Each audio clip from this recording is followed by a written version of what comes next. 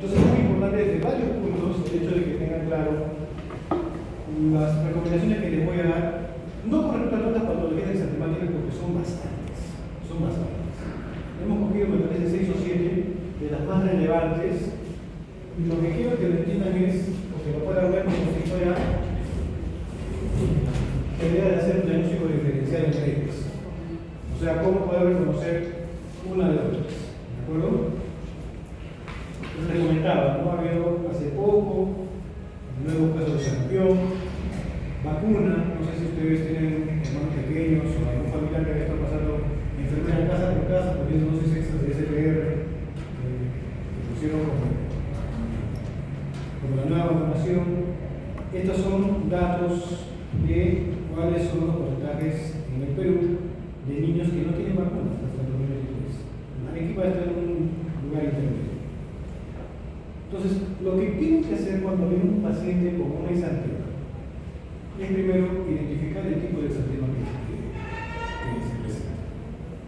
Dependiendo del tipo de exantema y de la descripción adecuada de él, van a avanzar evaluando las características del paciente.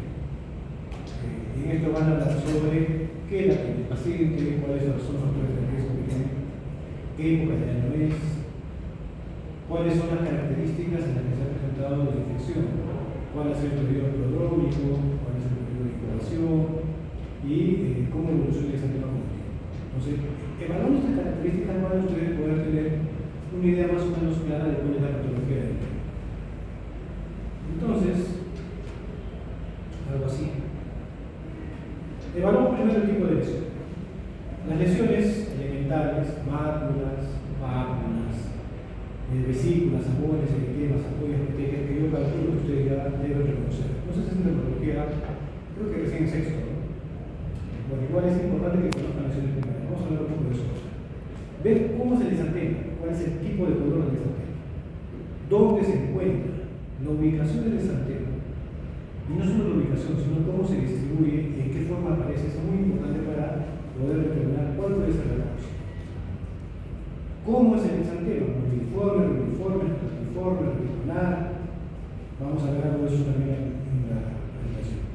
¿Y qué antecedentes y clínica presenta el paciente? ¿De acuerdo? No es lo mismo que se presenta el exantema en un niño de menos de 6 meses, o un niño de 6 meses hasta 3 años, o un niño de más de 3 años, o un adolescente, o un adulto. Puede no tener fiebre, puede no escocer, puede no ser vesículas, puede no doler. El bebé a lo mejor se ve muy mal con el exantema, quizás el bebé tiene un exantema, pero se ve relativamente tranquilo. Entonces, estas cosas son importantes que las puedan reconocer para definir qué tipo de enfermedad es. Quiero tomarme un tiempo para hablar sobre los tipos de lesión. ¿Qué tipo de lesión es esta? ¿Cómo se conoce serológicamente? Es una mácula, ¿no es cierto? Entonces, una mácula es una lesión superficial, es un área circunscrita que no se puede palpar. ¿De acuerdo? Y cuando es de más de un centímetro, ¿cómo se llama? Mancha. ¿Esto qué es? Son pápulas. ¿Cuáles son micropápulas? Son pápulas. Son lesiones superficiales que hacen relieve. Estas lesiones las tocamos, son las pápulas. ¿Esto qué es?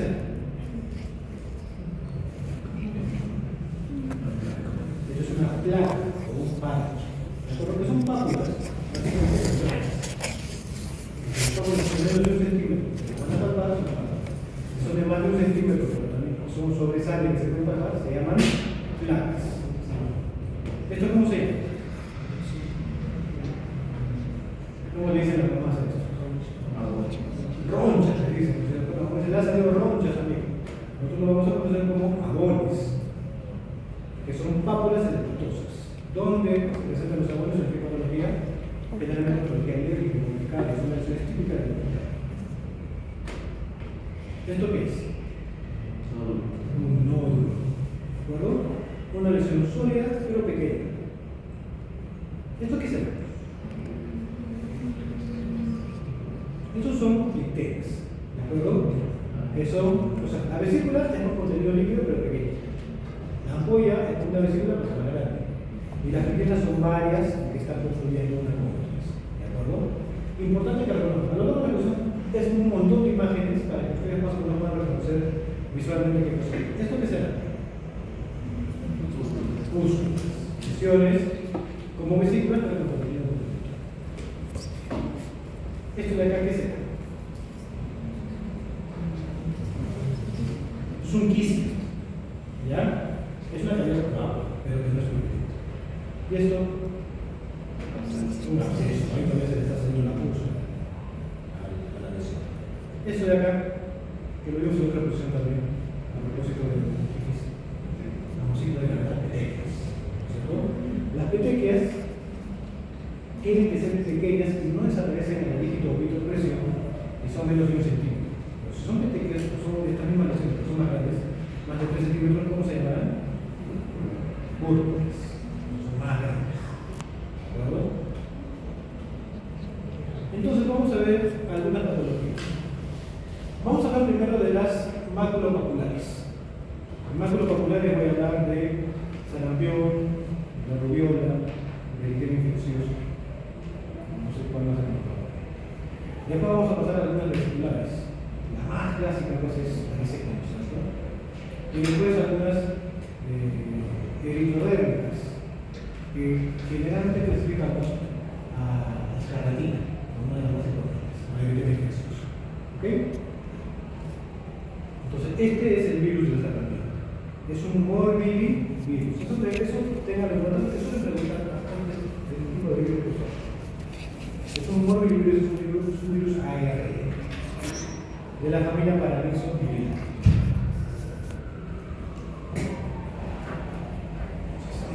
¿Qué periodo contagia el sarampión? Más o menos un día antes de que aparezca el exantema, y la fiebre, hasta 5 días después de que el exantema desaparezca. Si un niño va a la consulta y dice, ¿cuántos días mi hijo no va a ir al colegio? Que termine el exantema, 5 días más, que es el periodo de contagio. Más o menos entre niños de 1 a 4 años. La transmisión, como casi todas las patologías que vamos a tener, son por final de invierno, inicio de primavera y factores de riesgo, tengámoslo bien en cuenta porque también va a depender de estos factores de riesgo de tratamiento psicosocial. Son niños pequeños, menores de 2 años, donde la evolución suele ser más severa. Inmunodeficiencias, sobre todo, desnutridos, pobres, déficit de vitamina A y, evidentemente, niños que no estén vacunados. ¿Cuándo se pone la vacuna contra el sarampión? Según el esquema nacional. Al año y al año. Antes era al año y los 4, ahora es al año y al año. ¿De acuerdo? El esquema nacional tiene una vacuna que es la SPR, la triple que la que nos colocan en esta campaña de vacunación. Y hay vacunas particulares que combinan SPR con la visera, y hay vacunas que solo tienen sarampión y rubiola, la SR. Cualquiera de ellas tiene para hacer. En la clínica, ¿qué es importante antes de que avanzamos con la clínica? El sarampión es una patología en la que el bebé no se va a ver bien. El bebé se ve tóxico, está febril, se le ve con mal estado. A diferencia de otras patologías que vamos a ver, donde a pesar de que tienen un exantema, que tienen fiebre, no se le ve cansado. El sarampión es un virus que no se le ve bien. ¿De acuerdo? El periodo de incubación más o menos es de 10 días. La fase prodrómica, que es antes de la aparición del exantema, a eso se refiere a los prodromos, es un niño que tiene un cuadro catarral febril. Catarral febril, dura 5 a 6 días. Y acuérdense aquí de la triple C. ¿Ya? Tos, coriza, era y conjuntivitis. La triple C, tos porque en inglés es cough. La triple C para el sarampión. Tos, coriza, conjuntivitis. Está todo inflamado, porque tiene una cara sarampiónica. Hay un signo serológico que es el de las líneas de Stevens, que son esas que vienen debajo del tártaro inferior, pero que solo se van a presentar en casos graves. Y esto es importante. La fase de exantema, hay un delantero antes de que aparezca el exantema. Y esto es muy importante. ¿Cómo se llamará eso? Esta va a ser pregunta de examen.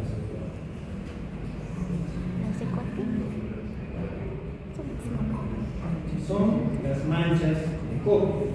Entonces, antes de que aparezca la erupción, el exantema va en este delantero.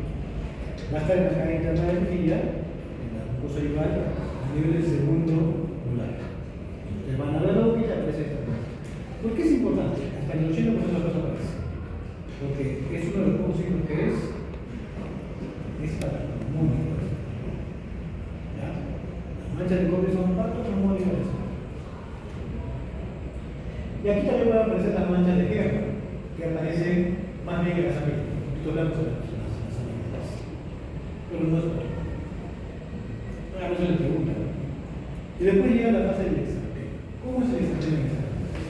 Les he dicho que estamos hablando de exantemas maculo-papulares. Entonces, este es un exantema maculo-papular, eritematoso.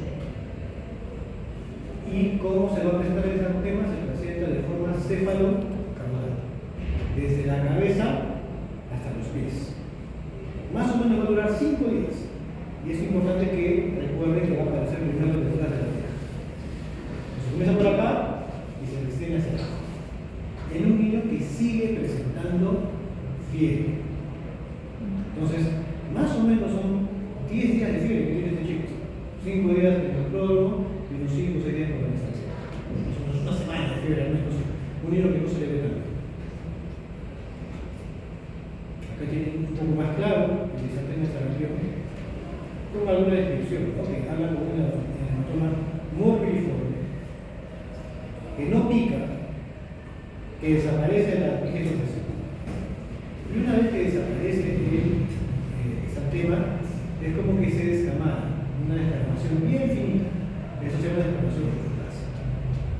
Hay que reconocer esto desde el uso como primer de sarampión, porque es una patología que se está presentando con alguna frecuencia cuando no se llama bien, porque las temperaturas oculares a nivel mundial también han disminuido. Entonces, sarampión tiene lo mismo en cuenta. Debería ser una pregunta que deberíamos comentar con ustedes. ¿Cómo lo podemos diagnosticar? Con una IgM con sarampión, después de que aparezca el exantema, o con un PCR específico para eso.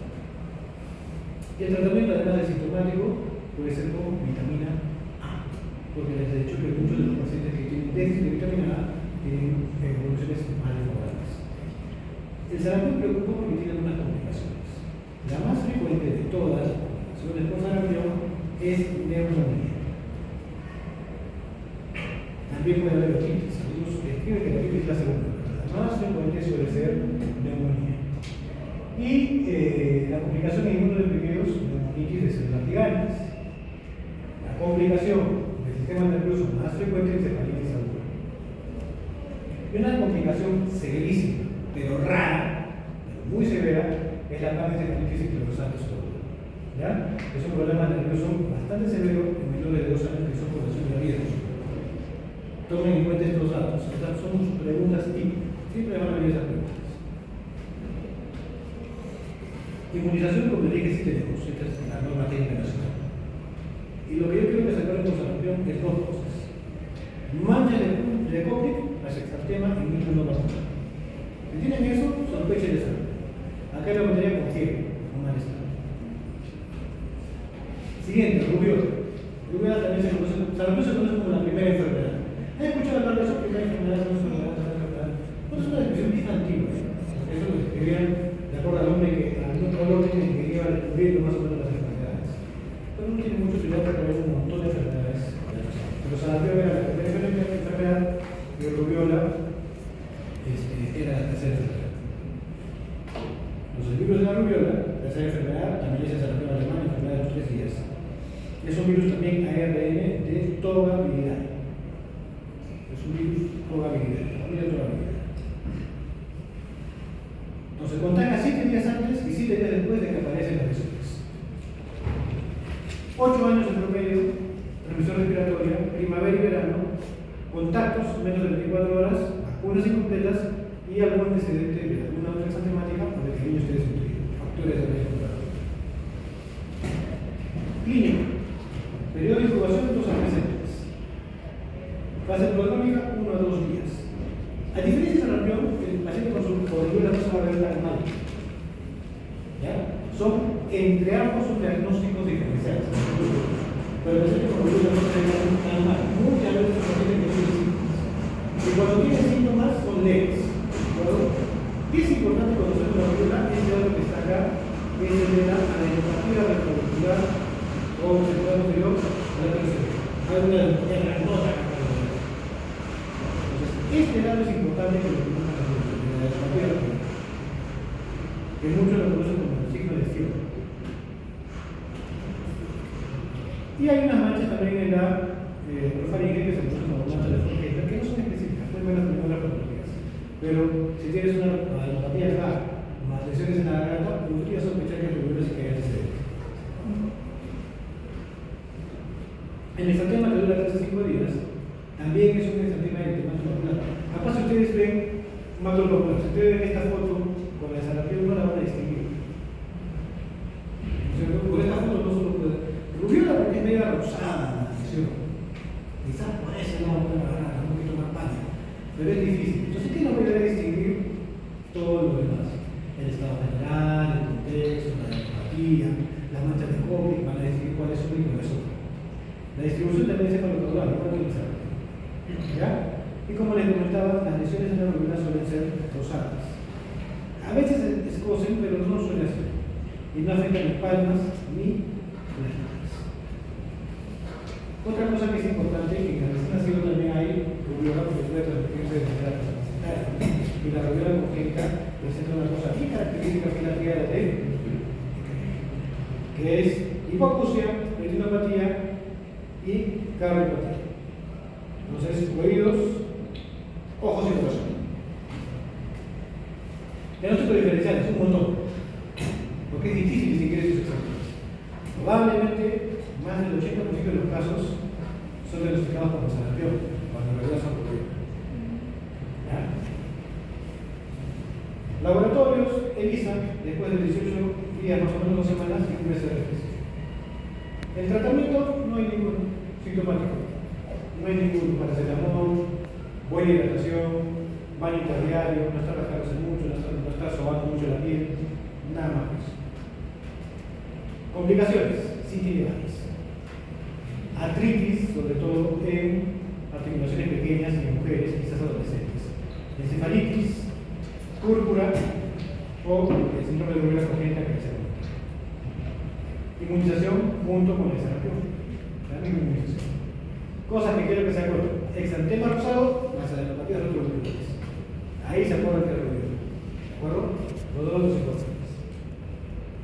Exantema súbito, recontra común. El virus herpes humano número 6, sobre todo el 6. Puede ser el 7, pero sobre todo el 6.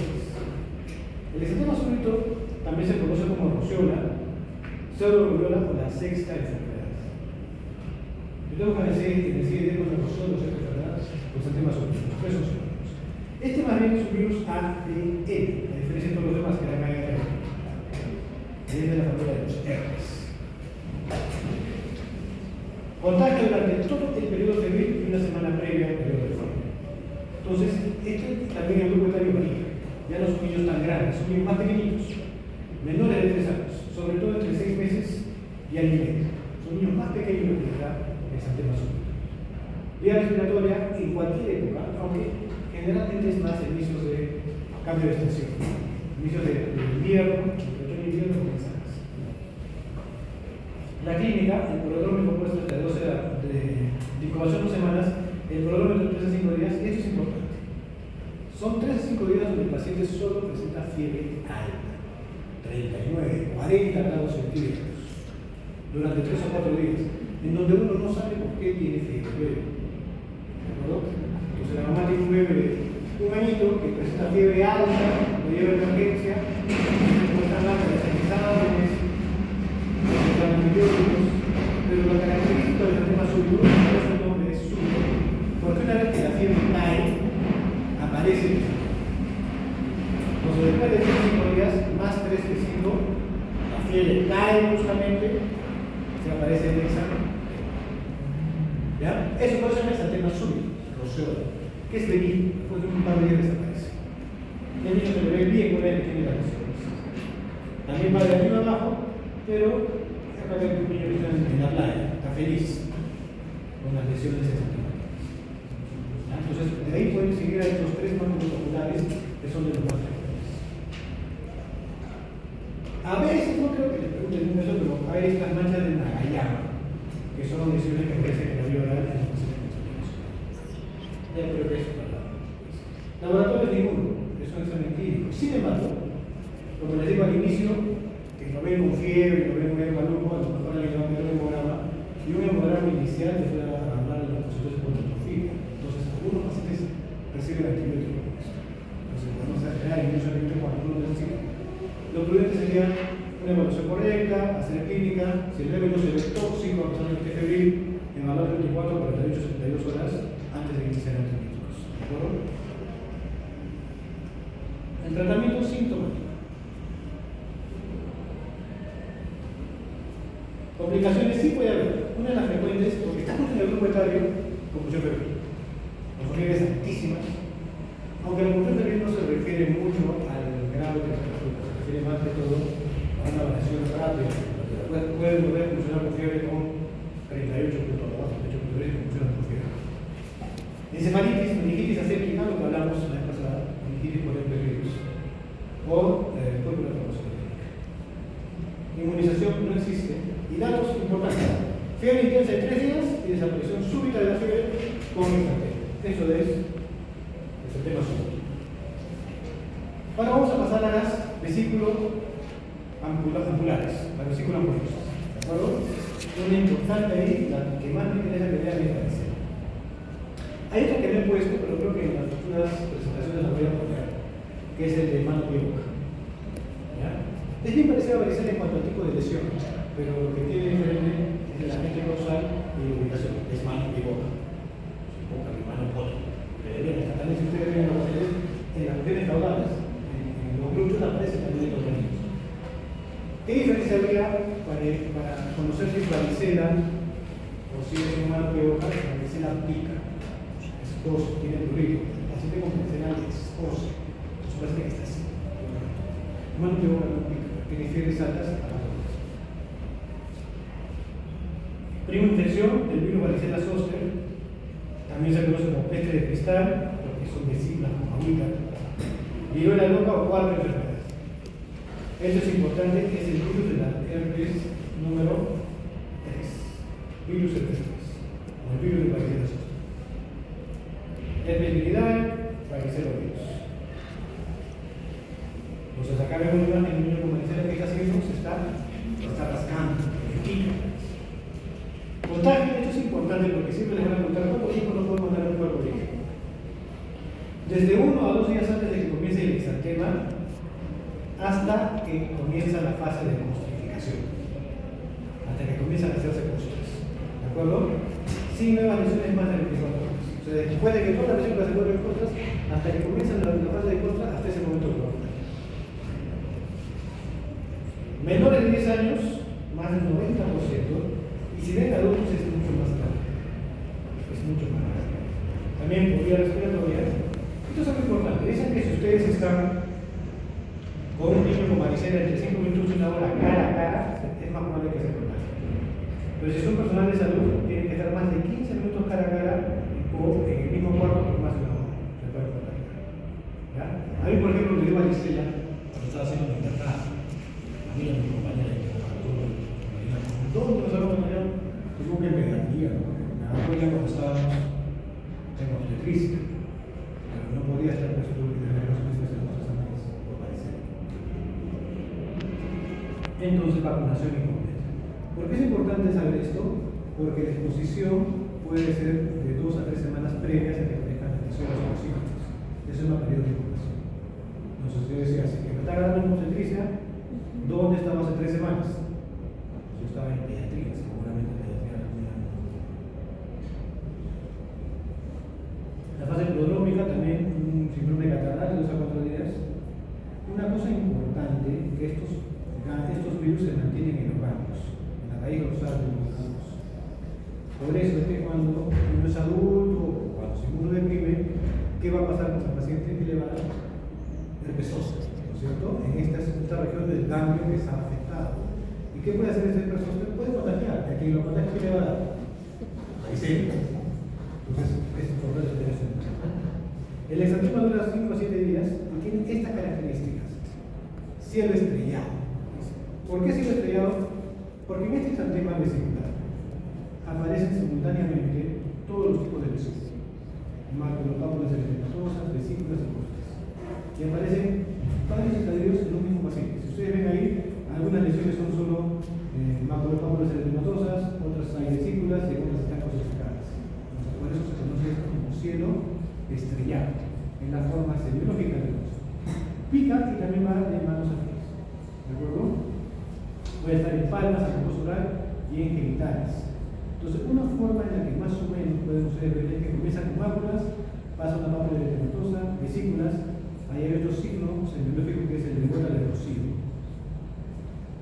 pústulas, costras, y después queda una hiperpigmentación residual. Ahí no debe ser hiperpigmentación residual. Esto es el signo de la gota de rocío. Entonces son bien poéticos. Es gota de rocío sobre pétalo de rosa. Así se conoce este signo. ¿Ya? Pero es una vesícula. El diagnóstico es clínico sobre todo, pero en el tercer nivel podrías solicitar un estudio con sitio diagnóstico de sangre en pacientes hospitalizados, en los pacientes que hayan varicela complicada atípica o en pacientes que hayan fallecido por varicela complicada. En ellos sí debemos hacer el diagnóstico psicológico, pero en general es clínico. El tratamiento podría ser aciclovir, pero generalmente es asintomático. ¿Cuándo funciona el aciclovir? Cuando se dan las primeras 24 horas después de que aparece el exantema. Si es que el paciente ha tenido corticoides en las últimas 2 semanas. Si hay enfermedad cutánea crónica, o si hay enfermedad pulmonar crónica, o si tiene mayor de 2 años. Entonces, si recién apareció el exantema en un paciente que tú sospechas que tiene varicela, son 24 horas, y cumple algunos de esos criterios, le puedes dar ese problema. ¿Ya? Pero no te cura la varicela, sino que hace que la enfermedad sea más corta. Pero no le vas a dar ese problema a un paciente que viene ya en el 6º día de evolución, que te va a servir a funciona en las primeras horas. Complicaciones sí, tiene varias complicaciones de la varicela. Por eso es que tiene vacuna. Nosotros no vacunamos, el sistema de salud que tenemos, no vacunamos por vacunar. Porque si quisiéramos vacunar a todos los pacientes o a todas las enfermedades potencialmente virales y que pueden hacer una vacuna, pondríamos 4.000 vacunas al año. Porque hay un montón de virus que pueden producir enfermedades. Nosotros vacunamos para aquellos patógenos que pueden ser potencialmente mortales. Entonces la varicela te puede matar el sarampión, te puede matar la rubiola, te puede matar, sobre todo si quieres una mujer gestante y vas a tener un hijo. Ustedes han hecho obstetricia. Dentro del programa normal de obstetricia se hace una vacunación extra de la rubiola contra la mujer gestante para evitar la posibilidad de rubiola congénita. Entonces se vacuna para lo que es potencialmente letal. Entonces no vas a vacunar pues para que no te coja, no te va a hacer nada, pero sí para la varicela. Inmunización. Esta es una vacuna que se ha incluido en el esquema nacional de 2019. Antes no estaba, pero ya la tenemos.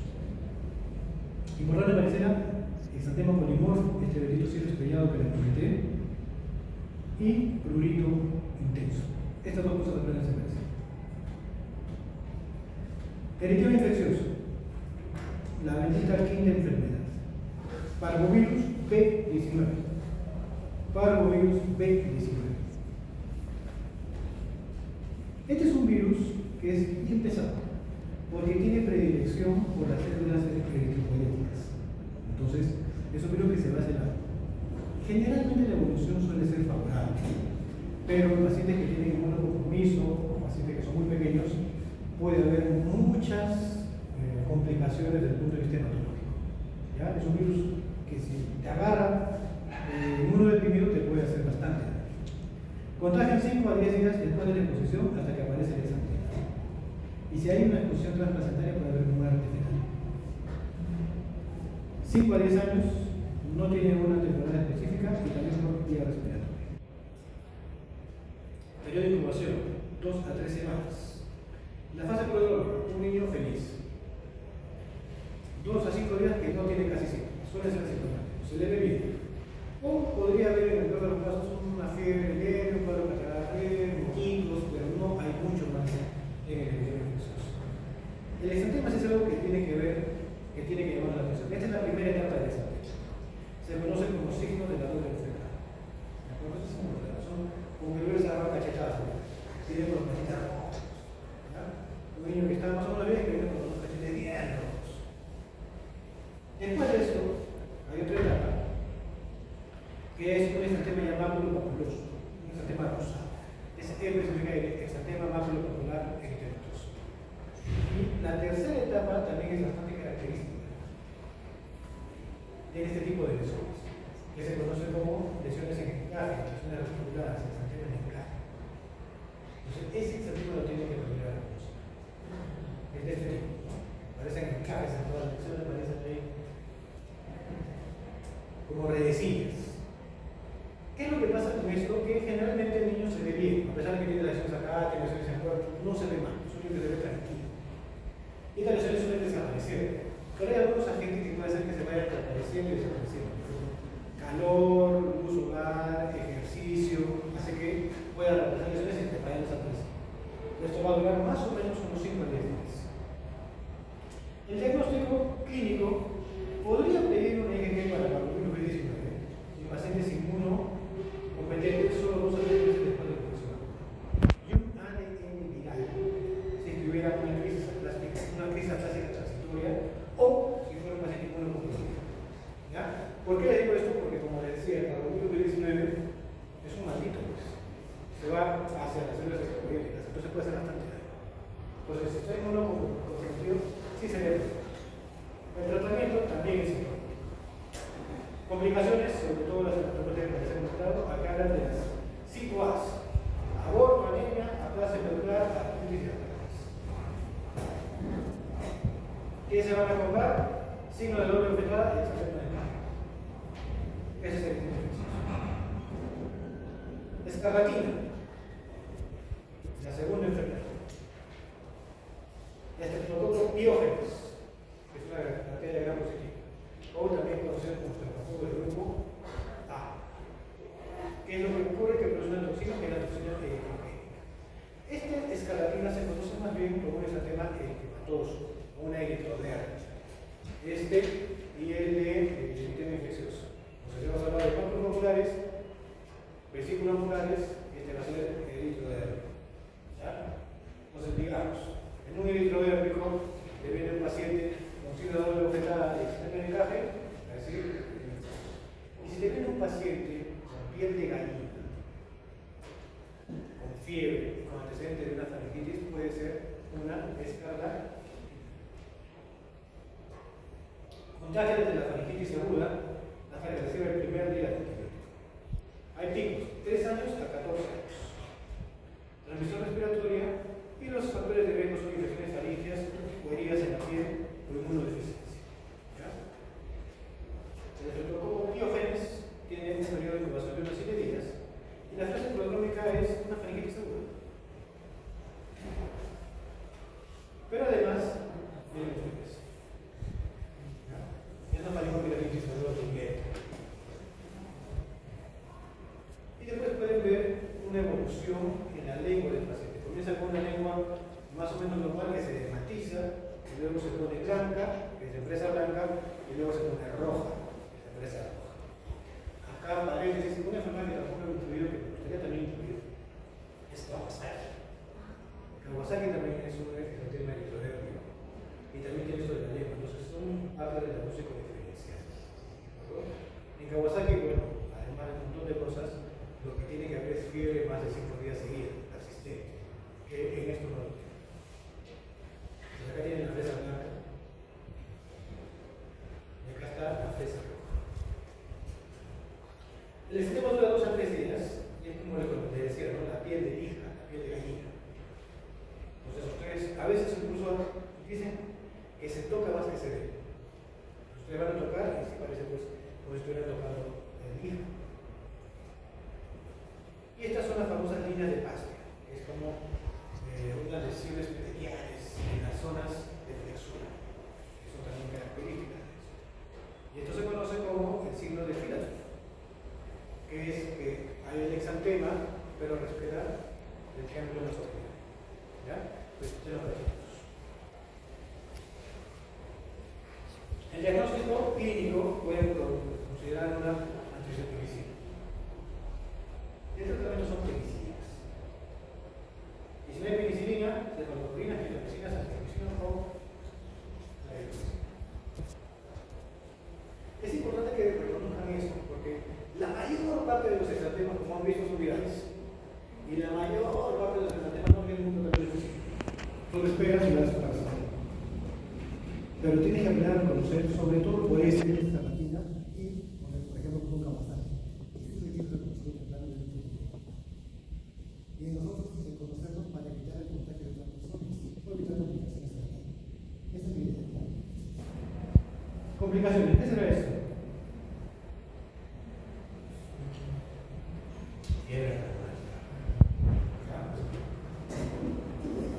Justo ahora tengo hospitalizada en la clínica una vez por una tipo de tóxica, porque tiene que sufrir entonces sí, el estómago puede provocar las cosas. Cada se van a acordar en la escarlatina, piel de gallina y faringitis. ¿Listo? La cosa que me queda. ¿Listo, muchachos? Preguntas.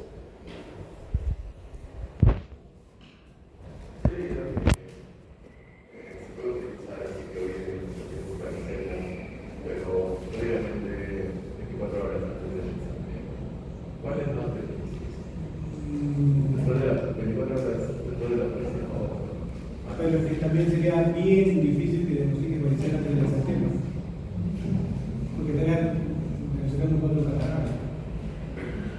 A menos que tengas un antecedente bien específico que ha estado con su prima, con varicela y no te ha vacunado, pero no te, el contagio no es 100%, no son más 100%. ¿Cuál es más contagioso de todas estas? La más contagiosa. La más contagiosa es la virales. Se nos saca la noche. No creo que valga la pena, probablemente desde el punto de vista de la infección, la variante del extremo podría ayudar a que la infección sea más leve. El problema es que probablemente le vas a dar escribir a un montón de personas que no vienen a recibir, porque no tienen sensibilidad. Habría que mirar cuál es el riesgo-beneficio. Ahí no se serviría mucho. Si le das, si vacunas a una persona contra la varicela en las primeras 24 horas, el podría ser más leve. Si una persona que ya tiene la vacuna contra la varicela se contagia de varicela, no es que no va a desarrollar varicela, puede desarrollar varicela, pero va a ser más leve.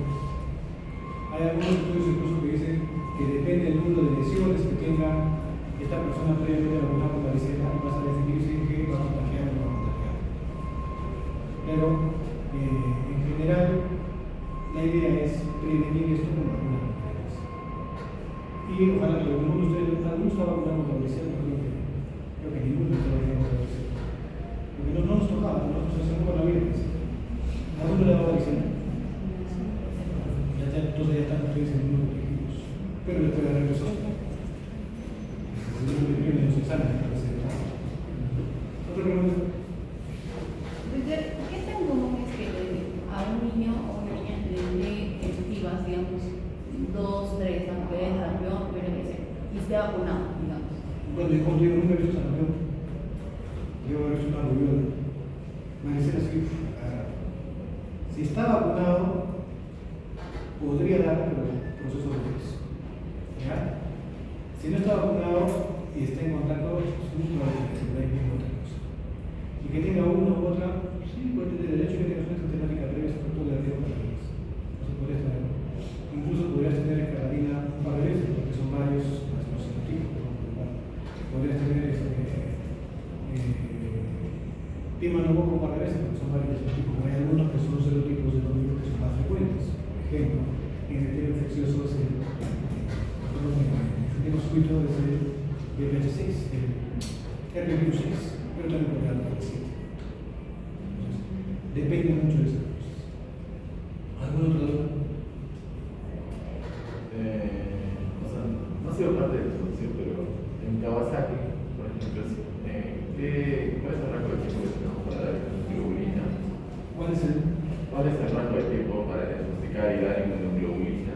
En que el Kawasaki el problema es que no sabemos por qué es. No sabemos por qué es Kawasaki, nadie sabe por qué es Kawasaki, es una causa no identificada. O sea, no es virus, no es bacteria. Hay algunas teorías, ¿no? Lo primero que Kawasaki piensan que debe ser alguna inmunosupresión intrínseca de algún tipo y capaz algún hongo o algún bicho que se transporta por el viento, medio de contagia, porque una relación estacional de los brotes en algunas regiones muy específicas, en climas muy específicos, a provocar el fenómeno. Entonces, lo primero que hacemos es sospechar, porque tengo una noción diferencial. Desde el punto de vista del exantema, la sospecha de Kawasaki es compleja, porque el exantema es muy. Ya es polimorfo, se puede dar casi cualquier cosa. Es un inflamatorio popular, para dermatosos, para vesículas. Y como las lesiones, como las patologías que son complejas. Para diagnosticar Kawasaki, además de una fiebre persistente, de una cirugía, tiene que incluir otros criterios. Ojos, boca, nariz, dedos, piel, órganos. Entonces el diagnóstico es complejo. Una vez que tú tienes una sospecha alta, y no todos los Kawasaki son completos, hay unos Kawasaki que son incompletos. O sea, tú dices Kawasaki completo porque te cumple todos los diagnósticos, pero hay son 2 de 3. Tú tienes una sospecha clínica alta. Entonces, el tratamiento debe ser tratar de regular ese tipo de números, no se quedan en problemas. Algunos incluso lo expulsan, impulsan para tratar de disminuir la respuesta inflamatoria. Evidentemente, mientras más temprano sea, mejor. Y hay algunos que incluso con cursos y no funcionan, y con eso mandan a cosas más complejas, más entonces depende mucho de la realidad. Y el problema no es solo esto, porque probablemente vas a controlar esto en Kawasaki en un inicio. El problema son las complicaciones secundarias. Por ejemplo, la que más complica son los microorganismos del corazón. Entonces sí, vas a tener un tratamiento prolongado, un seguimiento prolongado. Yo he tenido un paciente con Kawasaki. No es mi paciente, ha sido un paciente de 2-3 meses, supongo, que ingresó a una clínica muy mal, comprometido. Y una neumonía, una bronquitis severa, no salía del ventilador, estaba con antibióticos, y no salía del ventilador, y después comenzó a hacer signos de Kawasaki. Después de un tiempo, chiquito, por 4 meses.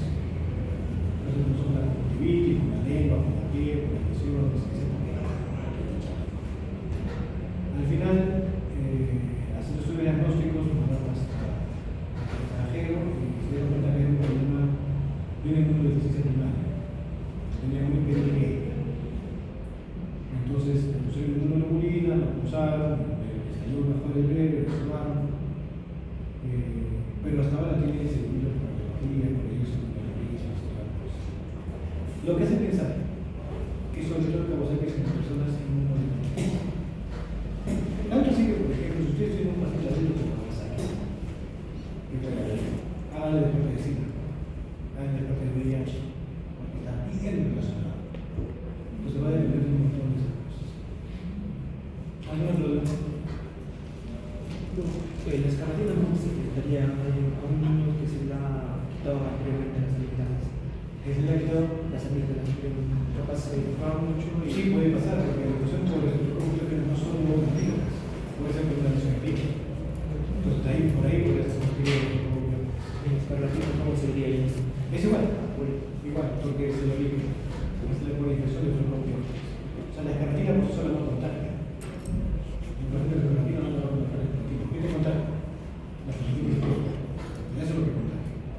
Una faringitis. ¿Y cuál es el problema? Que tienes que tratarlo con el riesgo de fiebre reumatoide. Tienes que dar un tratamiento con medicinas.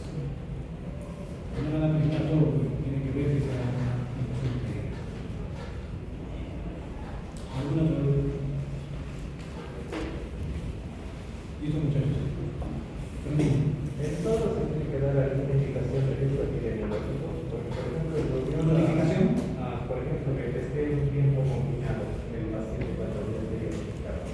Es una muy buena pregunta. Muchas de estas enfermedades son de notificación obligatoria, notificación inmediata. Pero tú te diagnosticas eso, tienes que comunicarte con la epidemiología del sector de ustedes especializado.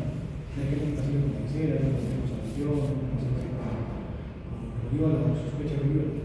Y ahora, justo estos días, esta semana, está siendo bien alta la notificación por sospecha, porque hay cosas a nivel nacional que están sospechando que algunas cosas piensan ser viola. Así Si yo planteo preguntas, planteo más